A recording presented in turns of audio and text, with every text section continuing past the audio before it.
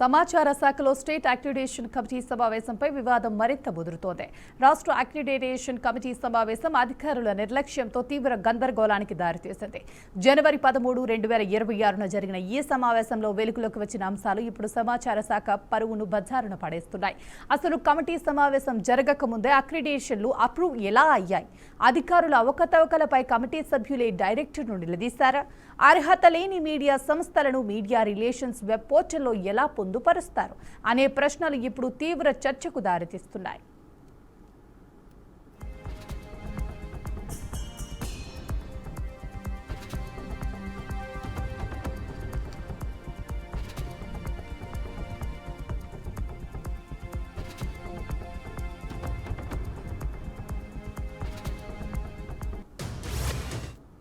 జనవరి 13, 2026న నిర్వహించిన రాష్ట్ర accreditation committee సమావేశానికి సమాచార శాఖ డైరెక్టర్ అధ్యక్షత వహించారు. అయితే సమావేశం ప్రారంభమైన కొద్దిసేపటికే మీడియా రిలేషన్స్ సెక్షన్ అధికారులు నిర్లక్ష్యం బయటపడింది. అనేక మీడియా సంస్థలకు చెందిన జర్నలిస్టుల పూర్తి జాబితాను కమిటీ ముందు ఉంచకపోవడం తీవ్ర చర్చకు దారితీసింది.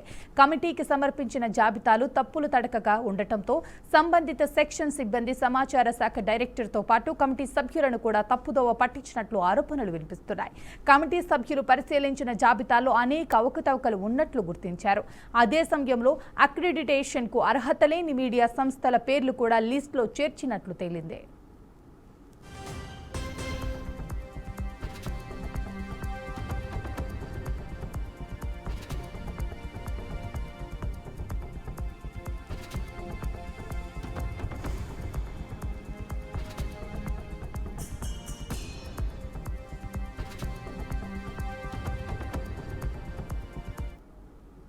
ఈ సమావేశంలో వెలుగులోకి వచ్చిన అత్యంత సంచలన అంశం ఏంటంటే కమిటీ సమావేశం జరగకముందే అక్రిడిటేషన్లు మీడియా రిలేషన్స్ సెక్షన్ అధికారులు అప్రూవ్ చేసినట్లు సంబంధిత జర్నలిస్టులకు ముందుగానే మెసేజ్లు వెళ్లినట్లు సమాచారం. ఈ అంశంపై కొందరు కమిటీ సభ్యులు సమాచార శాఖ డైరెక్టర్ను తీవ్రంగా ప్రశ్నించినట్లు తెలుస్తోంది.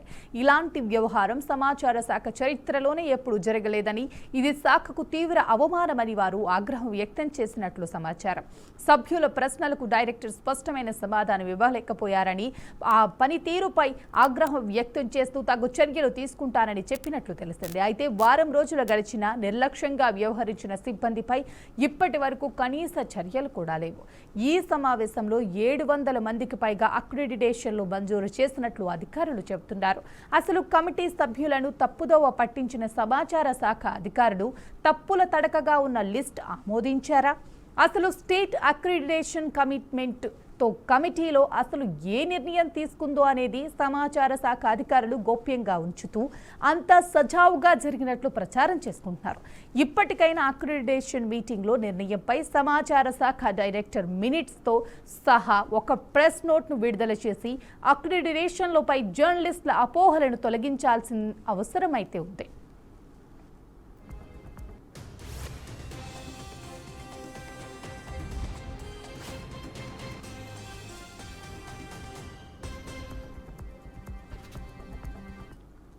కూటమి ప్రభుత్వం కొత్త జీవో ద్వారా పారదర్శకంగా అక్రిడిటేషన్ మంజూరు చేస్తామని సమాచార శాఖ మంత్రి ఒకవైపు, శాఖ డైరెక్టర్ మరోవైపు చెబుతున్నారు. కానీ వాస్తవంగా సమాచార శాఖలో పారదర్శకత ఎక్కడా కనిపించడం లేదు.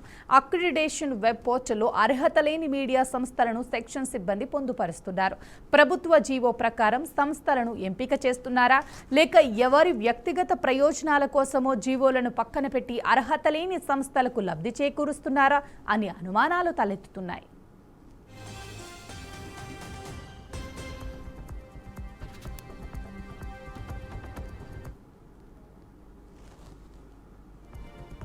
గత ప్రభుత్వ హయాంలో అర్హత ఉన్న జర్నలిస్టులకు అక్రిడిటేషన్ కార్డుల మంజూరులో కోత విధించారనే ఆరోపణలు ఉన్నాయి. ఆ సమయంలో ప్రతిపక్షంలో ఉన్న కూటమి నేతలు అధికారంలోకి వస్తే అర్హత గల ప్రతి జర్నలిస్టుకు న్యాయం చేస్తామని హామీ ఇచ్చారు. అప్పుడు మంత్రి నారా లోకేష్ కూడా ఇదే హామీ ఇచ్చారు.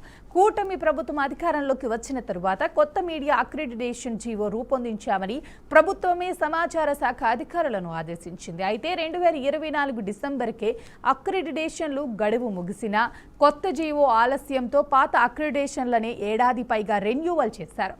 జీవో రూపొందించడానికి సంవత్సరం పైగా సమయం తీసుకోవటం సమాచార శాఖ అధికారుల నిర్లక్ష్యాన్ని స్పష్టంగా చూపిస్తోంది.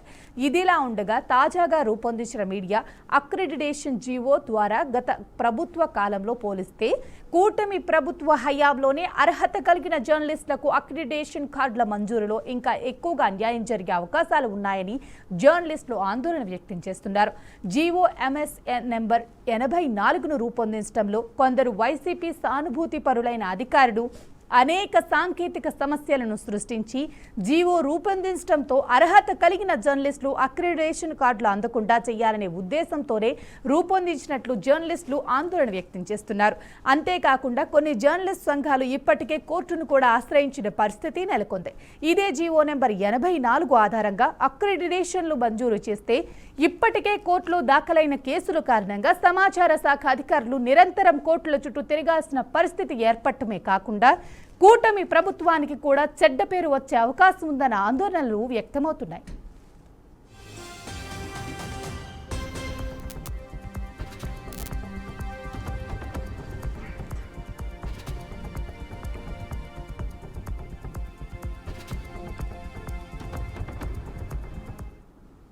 మీడియా రిలేషన్స్ వెబ్ పోర్టల్ను నారా లోకేష్ ప్రాతినిధ్యం వహిస్తున్న ఆర్టీజీ శాఖ సిబ్బందిని కూడా సమాచార శాఖ అధికారులు తప్పుదోవ పట్టిస్తున్నారా అని అనుమానాలు బలపడుతున్నాయి.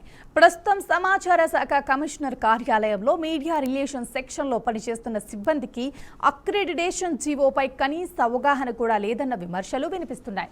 కొంతమంది అధికారులు తమ వ్యక్తిగత ప్రయోజనాల కోసం కూటమి ప్రభుత్వానికి, మంత్రికి, సమాచార శాఖ డైరెక్టర్కు చెడ్డ పేరు తెస్తున్నారని ఆరోపణలు వస్తున్నాయి.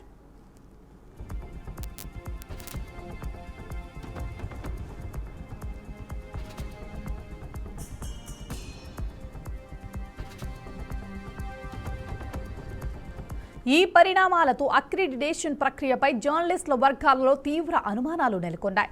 ఈ అంశాన్ని జర్నలిస్టుల సంఘాల ప్రతినిధులు ముఖ్యమంత్రి నారా చంద్రబాబు నాయుడు దృష్టికి తీసుకెళ్లారు. వెంటనే ముఖ్యమంత్రి సమస్యలను పరిష్కరించాలని సంబంధిత శాఖ అధికారులకు ఆదేశించినప్పటికీ ఆదేశాలను కూడా అధికారులు పట్టించుకోవటం లేదన్న ఆరోపణలు వెల్లువెత్తుతున్నాయి.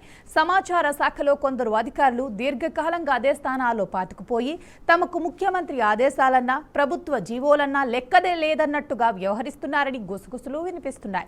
ఈ శాఖలో మేమే సీనియర్లు, జీవోలు తయారు చేయాలన్నా సమాచారం ఇచ్చేది మేమే, జీవోలను మార్చాలన్నా సమాచారం ఇచ్చేది మేమే, ప్రభుత్వానికి మంచి పేరు రావాలన్నా చెడ్డ పేరు రావాలన్నా అంతా మా చేతుల్లోనే ఉన్నదన్నట్టుగా తమ సన్నిహితుల వద్ద కొందరు అధికారులు ప్రగల్భాలు పలుకుతున్నట్లు సమాచారం.